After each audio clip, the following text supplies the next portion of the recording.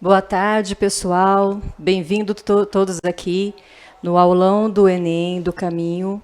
Eu sou a professora Fernanda e vou falar com vocês agora sobre literatura no Enem, tá certo? Então vamos lá e vamos ver o que nós temos aqui para falar um pouquinho para vocês.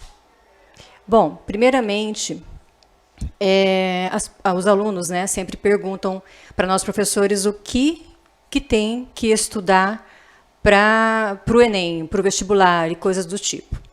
Os alunos perguntam e nunca querem saber a resposta, porque a resposta é uma só: tudo. Então, não tem uma coisa que eu vou falar aqui para vocês que vá cair no Enem, ou que vá cair no vestibular, porque vocês vão ter que estudar tudo de qualquer maneira. O que nós fazemos aqui é tentar explicar para vocês, falar para vocês o que pode cair, o que talvez vocês tenham que estudar mais, mas não existe uma regra para isso, certo? Bom, o que é a literatura, para começar? A literatura nada mais é do que uma das 7 artes. Ela é a arte da palavra. A Gabriela acabou de falar aqui com vocês sobre arte e a literatura também faz parte dessa arte. Tanto é que quando ela falou sobre a Semana da Arte Moderna, ela com certeza falou para vocês sobre também escritores, autores que também fizeram parte dessa semana, certo? O que acontece na literatura, no ensino, no Enem, é que vai ser 100% interpretação de texto. Então, o que vocês têm que fazer muito é ler. Ler e treinar e refazer provas do Enem para saber como que as coisas funcionam. Porque é tão importante quanto saber o conteúdo do que o Enem pede, do que vai cair no Enem, é você saber a estrutura da prova, como que ela é feita, como que o Enem cobra esses conteúdos, certo? Bom, e qual que é o conteúdo? Como eu disse para vocês, conteúdo é tudo, certo? Mas no Enem, na literatura, eles costumam cobrar mais a literatura brasileira. Então já tira um pouco aquele peso, às vezes, de ter que estudar a literatura portuguesa, em muitos vestibulares que é pedido os Lusíadas, Luís de Camões, alguns autores portugueses muito famosos, como o Eça de Queiroz, o Fernando Pessoa e até o próprio José Saramago, que é um dos mais atuais e que é o único que ganhou Prêmio Nobel de Literatura por obras de língua portuguesa. Então, o Enem não vai se preocupar com isso. Então, vocês não precisam estudar literatura portuguesa, mas sim a literatura brasileira. Eles vão cobrar muito autores brasileiros. E também vai começar... E o que mais cai? Quais os conteúdos que mais caem? Vai cair mais autores do modernismo para cá, tá? É claro que, às vezes, ali, um ano ou outro apareceu, todos os anos, talvez parece um outro texto de autores um pouco mais antigos, como é o caso do Gregório de Matos, às vezes parece alguma coisa do Raul Pompeia, do José de Alencar, mas, enfim, o que mais vai cair, o que mais vai ter são autores da fase do modernismo para cá, tá? Bom, aqui eu falei de alguns autores que, às vezes, os textos caem mais, que é o caso do Manuel Bandeira, o Graciliano Ramos, João Cabral de Melo Neto, Carlos Drummond de Andrade, que é um dos maiores poetas brasileiros, mas é importante que vocês tenham em mente que vocês vão ter que saber interpretar os textos desses autores, certo? E para interpretar o texto desses autores, vocês precisam saber um pouco de tudo. Saber em que escola literária que eles estavam inseridos, saber em que época que eles escreveram, saber as características da sua escrita, seu estilo de escrita. É muito mais fácil de você entender um texto quando você conhece quem está por trás desse texto. Então, quando você vê um texto e você lembra, foi o Carlos Drummond de Andrade que escreveu esse texto, ele costumava falar muito sobre isso. Foi o Guimarães Rosa que escreveu esse texto, ele era o rei dos neologismos. Foi o Graciliano Ramos que escreveu esse, ele falava muito sobre seca. E assim por diante, a hora que você vê o texto, vê o nome de quem escreveu, você já tem uma certa intimidade com esse texto e, de repente, fica mais fácil para vocês interpretar esse texto. Bom, e aí como essas questões são feitas? Como eu disse para vocês, são textos, e no Enem é um texto para cada questão. Então, esses textos, ou vai aparecer um texto do autor para você analisar essas características, ou vai aparecer um texto do autor para você analisar o próprio texto, e às vezes pode cair dois textos, um texto literário e um texto, como eu vou dizer, um texto crítico, para que você responda a pergunta baseado nesses dois textos. Mas o que é bom para vocês fazerem, uma dica muito importante, é vocês pegarem provas de Enem passado, Enem, dos últimos Enems, porque são mais ou menos parecidos, né? A estrutura da prova é parecida, como se fosse mesmo uma receita de bolo. Então, vocês pegando as provas do Enem anteriores, vocês vão ter uma boa noção de como são essas questões, tá? Bom, e aí nós temos as escolas literárias. Como vocês podem ver, é uma lista bem grande, então é muita coisa para estudar. Aí vocês devem falar assim, professora, mas eu só tenho 2 meses para estudar, 1 mês e meio, não sei, que a prova vai ser agora em novembro. Não, vocês não têm só 2 meses para estudar. Vocês tiveram, no mínimo, 3 anos para estudar. Porque a partir do momento que vocês começam o ensino médio, você já tem que estar ciente de que você vai precisar daquilo no final do terceiro ano. Então, gente, não venham com essa história de que você tem muita coisa para estudar em 2 meses. Então, é bom vocês lá desde o comecinho, já ir guardando, já ir fazendo, como vou dizer, sei lá, listas, planilhas, seja lá o que for, e vai guardando. Isso é muito importante para vocês. Você tem que manter uma rotina de estudo, para que a hora que chegue lá no Enem, no vestibular, você não entre nesse apavoramento que vocês ficam 2 meses antes do vestibular. Tá? Então, não existe milagre, tá? Não existe correr atrás das coisas na última hora. Bom, mas eu vou falar um pouquinho sobre cada uma, só para vocês terem noção de como que funciona a literatura. Tá? Literatura, como eu disse para vocês, é uma arte. E nós começamos, o Brasil é um país relativamente jovem. Os portugueses chegaram aqui em 1500. Só que, pensa bem, eles chegaram aqui interessados em quê? Em colonizar, em extrair as riquezas que tinham no país, eles não estavam se importando muito com arte. Então, é claro que nesse ano de 1500 até 1600, o Brasil não teve uma literatura propriamente dita. Então, o que foi feito? Foi compilado o que tinha para aquele momento, que eram as obras, né, os teatros, as peças teatrais que os padres jesuítas faziam para catequizar os índios, os relatos, os relatórios, as cartas que os escrivães que eram enviados para cá tinham que mandar para o rei daquela época.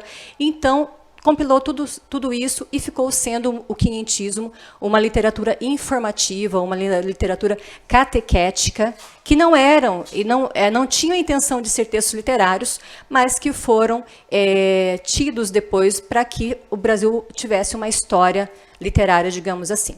Depois veio o Barroco, né, que começou em 1600. O Barroco ainda também não foi uma literatura, veio para o Brasil e não pode ser chamado, propriamente dito, uma literatura brasileira. Porque nós temos, né, tem requisitos para se ter uma literatura. Precisamos ter autor, precisamos ter obra, precisamos ter leitores. Agora, imagine, em 1600 e pouco, não tinham muitas pessoas que eram nativas mesmo do Brasil.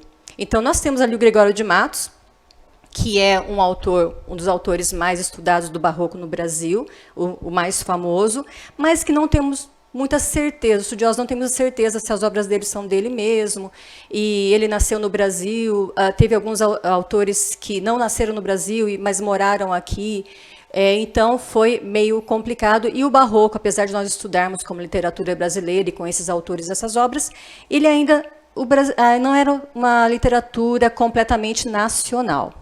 Certo? Aconteceu lá na Bahia, começou lá na Bahia, porque o Brasil, os portugueses chegaram através do Nordeste, então ali que tinha mais gente, então é ali que era mais povoado, por isso que a literatura com o Barroco começou na Bahia. Depois disso veio o arcadismo, que desceu um pouquinho aqui para Minas Gerais e coincidiu com a Inconfidência Mineira. E nós temos ali Tomás Antônio Gonzaga, né, que quem não ouviu falar do Marília de Dirceu, Cartas Chilenas, que são as obras mais famosas e que às vezes podem ter alguns textos dele nesse tipo no Enem também. É bom vocês conhecerem um pouco também sobre ele. Ele era, claro. Aí o arcadismo já veio com uma linguagem mais simples, uma proposta diferente, porque uma coisa que vocês têm que ter em mente é que a escola literária atual vai sempre querer ir contra a que foi anteriormente. Eles querem uma mudança, então eles vão ser contra o que foi feito na anterior. Então, como o barroco tinha uma linguagem mais rebuscada, o arcadismo veio com uma linguagem mais simplificada, digamos assim. Houve aquela coisa do bucolismo, de exaltar mais, de dar mais valor à vida no campo, uma vida mais simples, a fuga das grandes cidades, não, porque naquela época nem tinha grandes cidades, mas fuga das cidades. E é claro que esses autores aí teve ali um fato histórico, todos eles se envolveram com a Confidência Mineira, eles tinham que usar pseudônimos, isso, de repente, dificultou um pouquinho depois para darem as obras para essas pessoas, né, para nomear ou para descobrir quem escreveu o quê, e foi através do estilo de escrita de cada um que isso foi dado para eles, se descobriu. Depois disso, eu estou falando bem brevemente, tá? Só para vocês entenderem como é que foi a trajetória da literatura. Depois veio o romantismo. E sim, no romantismo ele pegou o eixo aqui, né? Veio aqui para o Rio de Janeiro, pegou esse eixo aqui, Rio-São Paulo, que já estava mais, digamos assim, até hoje, né? Mas começou naquela época, na primeira metade do século XIX, 1800 e alguma coisa. Veio aqui, começou o romantismo. Aí sim, o romantismo, nós podemos dizer que houve uma literatura nacional, porque daí houve esse círculo que eu falei para vocês há pouco, autor, obra e leitor. Nesse momento, como a família imperial, né, a família veio, a família real veio para o Brasil, né, aí, entre os fatos históricos, veio fugido de Napoleão, enfim, e vieram para o Brasil, eles precisavam ir para uma colônia portuguesa, vieram para o Brasil, e eles precisavam de uma vida cultural, como eles tinham lá em Portugal. E isso ajudou bastante na arte, porque eles trouxeram museus, bibliotecas, e com isso trouxe a imprensa também, e isso facilitou na hora de impressão das obras. Aí o público aumentou, começou a circular mais essas obras, as histórias caiu no gosto das pessoas, aí não era só a burguesia que tinha como ler, todos podiam ter acesso a essa leitura. Nós sabemos que os romances começaram a ser escritos e ser liberados às vezes diariamente, às vezes semanalmente, em folhetins, em jornais, como é feito as novelas hoje, né, que as pessoas vão lá e assistem um capítulo por dia, as séries que às vezes, agora não, que nós temos os streamings e tal, mas que era assim, quando apareceram as séries, era um episódio por semana, e era assim que era feito os livros, antes deles serem publicados totalmente. Então, eles soltavam assim, um episódio por semana, um episódio por dia, e as pessoas ficavam muito assim, ansiosas pelo próximo capítulo, compravam o jornal só para isso, às vezes, até que eles conseguiram compilar tudo, e aí começaram a fazer os romances. O primeiro romance publicado totalmente do romantismo foi A Moreninha, e que depois vieram os outros. Todos eles começaram sendo folhetim. Depois é que juntaram e acabaram publicando numa obra só. O romantismo teve 3 fases. A primeira fase foi aquela que eles exaltavam a natureza, que era nacionalista e indianista, o índio como herói, né? A segunda fase foi o ultrarromantismo, onde os escritores colocavam todo o seu sentimento para fora, cantavam, era muita dor, muito sofrimento, falavam assim, muito de morte, de saudade, mesmo porque essa fase também foi chamada de mal do século, por causa da doença da tuberculose, e a tuberculose naquela época era praticamente incurável, então se você pegava a tuberculose, você estava condenado à morte. E esses autores contraíram essa doença muito cedo e todos eles morreram muito jovens. Então, nessa ânsia de viver, vinha o tédio, porque eles sabiam que a morte estava próxima. Então, houve toda essa comoção, assim, e essas obras foram traduzidas nesse tipo de coisa. Uma coisa bem ultra-romântica, que a gente chama, ou mal do século, ou byronismo, porque foi também baseado no Lord Byron, né, que foi uma febre também naquela época. Ele foi, é como se fosse assim hoje esses YouTubers, né, que são seguidos por todo mundo e dita moda, dita estilo, e o Byron fez isso, mesmo não tendo nenhuma rede social, mesmo não tendo nada, ele conseguiu, né, até chegou aos escritores brasileiros e, né, isso foi se propagando. Então essa foi a segunda fase do romantismo. Tudo isso na poesia. E a terceira fase foi uma fase mais social, onde que eles estavam ali alguns anos da abolição da escravatura e da proclamação da República. Então eles tinham essa coisa de lutar pela abolição, lutar pela proclamação da República. Então as obras da terceira fase traduziam muito esse anseio, e os autores se engajaram mais nessa ação social, digamos assim. Aí nós temos o romantismo na prosa, como eu disse para vocês já, e aí os romances eram escritos com as mulheres idealizadas, com a vida idealizada, onde existia o mocinho, a mocinha, que sofriam um monte e no final ficavam felizes. E isso, né, era assim um prato cheio, todo mundo adorava ler esse tipo de história. O principal nesse quesito foi o José de Alencar, que escreveu muitos livros, era uma época de muita produção e de muito consumo de livros. Mas chegou uma hora que isso começou a enjoar, né? Estava enjoado de tanta felicidade, de tanto idealismo, todo mundo lindo, maravilhoso, as festas maravilhosas, as casas, todo mundo rico, ninguém tinha problema. E aí veio o realismo. E aí foi um banho de água fria. E aí o realismo é do nosso querido Machado de Assis, que começou com Memórias Póstumas de Brás Cubas. O realismo, ele colocou a realidade ali, estampou a realidade na cara dos leitores. No começo não gostaram muito, porque as pessoas gostam um pouco de viver de sonho, mas depois foi se aceitando de como que a vida teria que ser também mostrada nos livros, como elas eram realmente.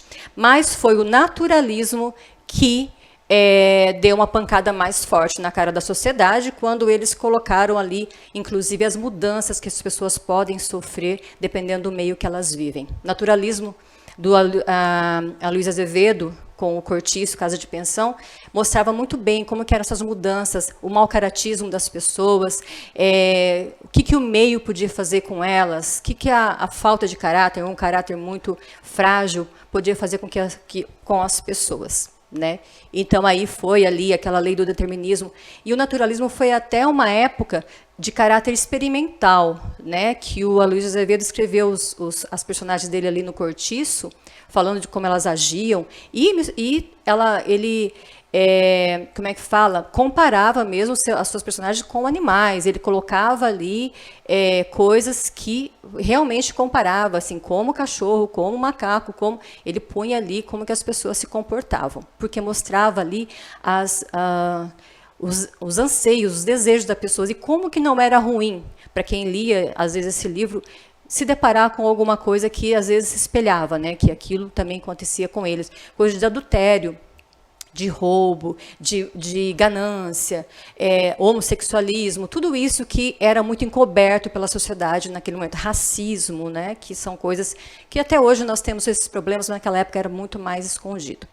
Aí, juntamente com o naturalismo e realismo, tinha o parnasianismo, porque o realismo e o naturalismo era na prosa, eram romances, histórias, narrativas, contos, coisas do tipo, mas aí o parnasianismo e o simbolismo, ele foi na poesia.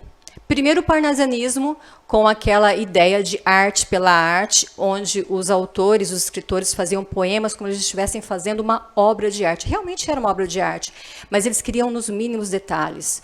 Tudo com as métricas perfeitas, rimas raras, usavam palavras que realmente, às vezes, fugia do entendimento da maioria das pessoas. E até o Olavo Bilac costuma falar, ele tem um poema chamado Profissão de Fé, onde ele compara o trabalho de um poeta parnasiano com o trabalho de um ourives, que é aquela pessoa que hoje não tem tanto, mas que aquela pessoa que fazia joias, né, à mão, ele colocava cada pedrinha e desenhava ali naquele ouro, assim, bem milimetricamente. Então ele comparava o fazer poema, fazer essa poesia com esse ourives, que é o caso do parnasianismo. E logo depois surgiu o simbolismo, que não era muito diferente do parnasianismo na questão da estética. Eles também primavam pela métrica, pela rima, mas era diferente no assunto, porque o parnasianismo ele pegava qualquer coisa e fazia um poema, um vaso. Eles tinham mania muito de... Tem, né, o vaso grego.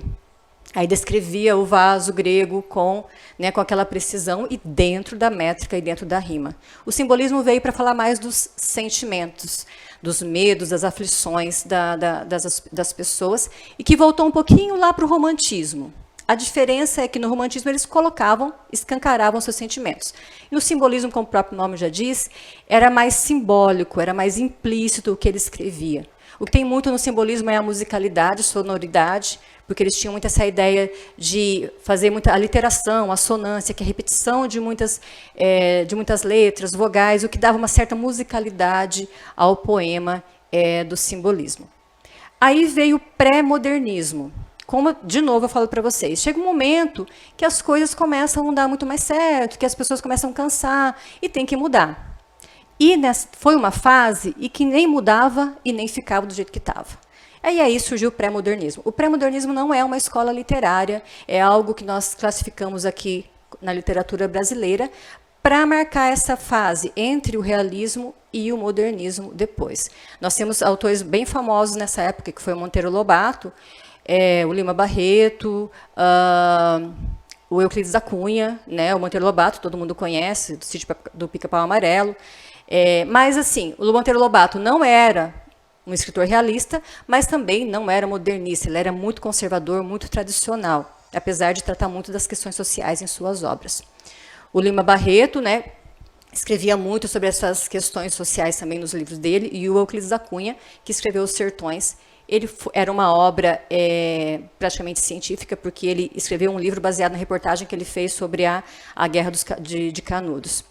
Bom, passado isso, precisava de uma mudança realmente. Foi aí que veio o modernismo, e aí que eu vou começar a falar um pouquinho mais para vocês. O modernismo, eu dei aqui algumas características a mais. O modernismo começou com as vanguardas europeias, chegou um momento que eles precisavam mudar, só que não faziam ideia de como, e teve alguns artistas que foram para a Europa e conheceram as vanguardas europeias e trouxeram para o Brasil. Que a Gabriela já falou bastante sobre as vanguardas europeias, vocês já devem também estar por dentro disso, porque é um conteúdo também de arte, certo? Bom, mas tudo daí culminou na Semana da Arte Moderna, que foi em 1922, que o ano que vem vai ter o centenário da Semana da Arte Moderna, e aí que, depois da Semana da Arte Moderna, que houve, é claro, uma não aceitação, né? As pessoas mais tradicionais, mais conservadoras, não aceitaram muito bem isso, mas eles não ligaram para isso e continuaram em frente. E na área da literatura, eles continuaram a fazer aquilo que eles tinham proposto a fazer, que foi a aproximação da poesia com a prosa. Então, já não tinha mais aquela que isso é poema, isso é prosa. Eles fizeram de uma maneira que faziam poemas em prosa, faziam prosa em poema, e era, né, uma coisa assim, bem ousada. Uso de versos brancos e livres, ou seja, sem métrica, sem rima, vai lá de acordo com a inspiração de cada um. Rompimento com as estruturas do passado, então eles queriam renovar, e com muita ironia, muito amor, muito humor, muita irreverência. O Oswald de Andrade, principalmente, fazia isso muito bem, né? Era o Oswald de Andrade, o Mário de Andrade, o Manuel Bandeira. Inovações da linguagem coloquial e valorização do cotidiano. Eles queriam usar uma linguagem que fosse mais próxima do cotidiano, do dia a dia das pessoas, uma linguagem mais simples, que qualquer pessoa pudesse entender. Os poemas, às vezes, eram até escritos de uma maneira mais informal, com uma linguagem mais coloquial. Tudo isso para que houvesse uma modernização na literatura. Mas, o que aconteceu? Isso também foi passando, como tudo vai passando. Houve uma segunda fase do modernismo. A primeira fase, que é chamada de fase heróica, porque eles tiveram a coragem de, né, como diz, meter o peito e fazer a coisa ficar diferente, mas era uma coisa meio desorganizada, não muito bem estruturada. Então, a segunda fase veio com a maturação das ideias, dos ideais estéticos da primeira fase modernista. Eles vieram e foram tentando organizar aquilo que foi pensado na primeira fase. Só que aí começou esse comprometimento com as questões políticas e sociais. Não que nas escolas literárias anteriores, os autores anteriores, não tinha essa preocupação. Tinham sim, mas na segunda fase a coisa ficou mais forte, mesmo porque estava acontecendo muita coisa no mundo e no Brasil. Foi a época ali da Segunda Guerra Mundial, muitas pessoas sofrendo no Brasil, né, com a era de Getúlio, muitas manifestações, muitas como é que eu vou dizer, guerras aqui mesmo, aqui dentro. Então, foi necessário esse comprometimento. É uma fase muito engajada socialmente e politicamente falando. Tendência religiosa de alguns autores, tendência neossimbolista, alguns autores, como a Cecília Meirelles, retomou um pouco do simbolismo lá da anterior, e essa metalinguagem que eles costumavam usar muito nas poesias, principalmente, de fazer a poesia dizendo como que estava fazendo a poesia. E, juntamente, nessa segunda fase, houve também a prosa, que também era uma geração muito engajada, só que daí em romances, né, escrevendo livros e tal, que foi muito forte o romance regionalista nessa época que começou. Então, nós temos ali o Graciliano Ramos e a Raquel de Queiroz falando sobre a problemática da seca, né? Nós temos o José Lins do Rego falando sobre a problemática do ciclo do cana-de-açúcar e a decadência dos engenhos de açúcar com a vinda das usinas de açúcar e também com a abolição dos escravos, que acabou deixando muitos fazendeiros pobres. E esse romance introspectivo, que falava não só do fora, mas falava também de dentro, de como as pessoas se sentiam, essa análise psicológica das personagens, que foi o que o Guimarães, que o Graciliano Ramos fez em Vidas Secas, quando ele fala, né, do Fabiano, e da mulher, assim, a Vitória, dos filhos, e daquela... Né, no caso até da cachorrinha, da baleia, o Graciliano Ramos dá um papel para ela de ela pensar o que está acontecendo comigo, por que eu estou aqui, enfim. Então ele dá esse tom introspectivo aí, tem essa análise psicológica das personagens. E a maioria dos escritores, como o Jorge Amado também, escreveu sobre o Nordeste, né? O Jorge Amado com a coisa ali do cacau, do coronelismo, e teve o Érico Veríssimo que falou sobre o sul do Brasil, no caso, especificamente o Rio Grande do Sul, com a obra O Tempo e o Vento, que vale muito a pena. Quem não leu o livro, porque o livro é enorme, eu sei que é difícil, mas para quem já assistiu a minissérie, assistiu o filme do Tempo e o Vento, vale a pena ver como é que foi ali a formação do Rio Grande do Sul. Então, essas foram as obras regionalistas e da segunda fase do modernismo. Aí nós temos ali a terceira fase, ou pós-modernistas, que daí voltaram com aquela ideia como eu vou dizer, do parnasiano, né? Eles também escreviam certinho, com a métrica, rima e tal, mas dentro disso as problemáticas sociais, busca da verossimilhança, tendências intimistas, sondagem psicológica. Assim, essa tendência intimista e sondagem psicológica é muito, assim, está muito presente no trabalho da Clarice Lispector, todos já ouviram falar dela, acredito nisso, e o regionalismo ali, com João Cabral de Melo Neto, com Morte e Vida Severina, e com o Guimarães Rosa, que escreveu Grandes Sertões Veredas. Vale a pena dar uma olhada em todas essas etapas da literatura, tá? Bom, o que acontece aqui, eu só trouxe alguns textos dos vestibulares do Enem anterior para vocês virem como é que funcionam as questões. Como é que funcionam as questões. Como eu disse para vocês, interpretação de texto, tá? Então, o que vocês têm que fazer? Vocês vão ter que ler o texto, não vai ter outra alternativa. Porque, como eu disse, é uma questão só. Então, você vai ter que... Sim, você pode ler a questão antes, saber o que ela está pedindo, e a hora que vocês forem ler o texto, fixar ou tentar procurar mais aquilo que vocês estão procurando mesmo. Aqui nós temos um texto, aquilo que eu falei para vocês, da questão poder ter dois textos, um literário e um de crítica, para vocês depois responderem a pergunta. Nós temos aqui, como eu falei para vocês, o João Cabral de Melo Neto, Morte e Vida Severina, que é um poema, é uma história toda feita em verso. Então, ele é todo rimado, história do Severino, que sai e ele tem um destino, chega em algum lugar, e essa parte é a parte que ele se apresenta, e ele não consegue se definir, porque tem muito Severino no Nordeste. Aqui daí tem um texto de alguém que fez uma análise, né, aqui do texto, e depois vem a pergunta. Eu já até deixei a resposta aqui para vocês, só para vocês entenderem como é que é.